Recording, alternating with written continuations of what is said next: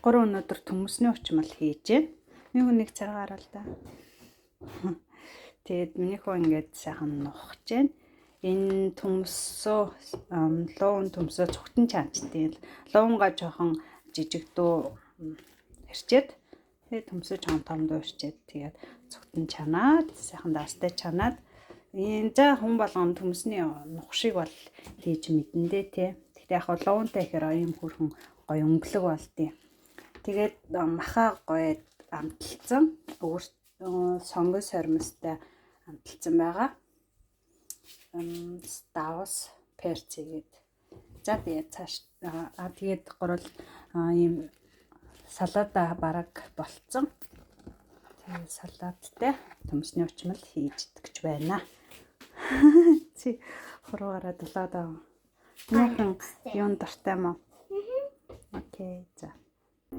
За би маха нэг ингээд листэ жоохон тостой нь халаагаад тэг гаргаж ирээд тэг ингээ маха жоохон нимкэндөө тавиул зүгээр идэм мах болохоор юм бандгаар айгу агшчтэй юм бэлээ.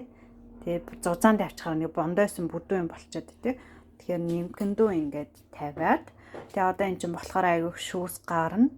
За тэгээ цааш нь үзүүлье. Тэгээ салаада болохоор би цитрон лимон тэгээд энэ нөгөө нэг юу гэдэг лээ чи ийм нөгөө үр цацаад тэгээд жоохон перцгээд давс хийгээд ингээд амталчдаг. Өөр илүү төм хийдэггүй. Янз янзын тийм салаадны амтлагч бол хийдэггүй. Тосмос бол одоо хийхгүй байгаа. Уулан оливын нэг өөр тос яхаар хийдэг байхгүй юу? Одоо байгаа нь болохоор юм нөгөө хитрхи амттай нагаа, экстра нагаа. Тэгэхээр нөгөө жоохон онц хитрхи эвгүй амттай болчиход хүүхдүүд иддэггүй. Өстөр нөгөө гоё салаатанд идэг оливын тостой байхаараа бас хийчихвэл гоё идэг.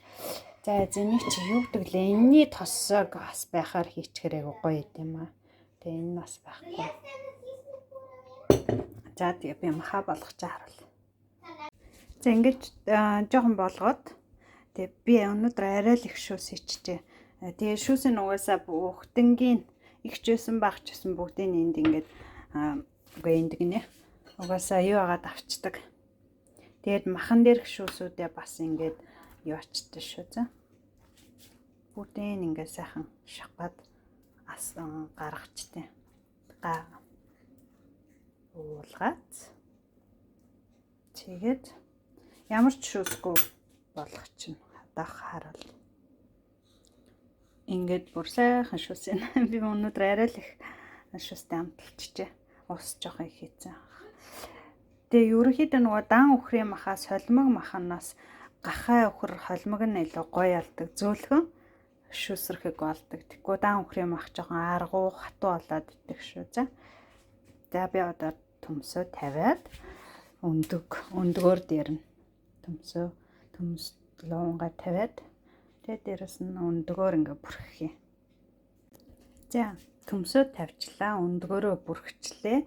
Сэрэгээр ингээд нэг хөрхэн зурчтын тэгвэл арай хөрхэн гоё арай өнгө зүмжтэй харагдтыг. Тэгээд шүүсээ ингээ авахгүй бол сайн авахгүй бол энэ төмс нь ингээ урсцаа гооччдаг байхгүй юу? Тэгэхээр сайн шүүсүүдээ авах хэрэгтэй шүү. За одоо тэгээ болсныхан дараа харцгаая. За болчлоо.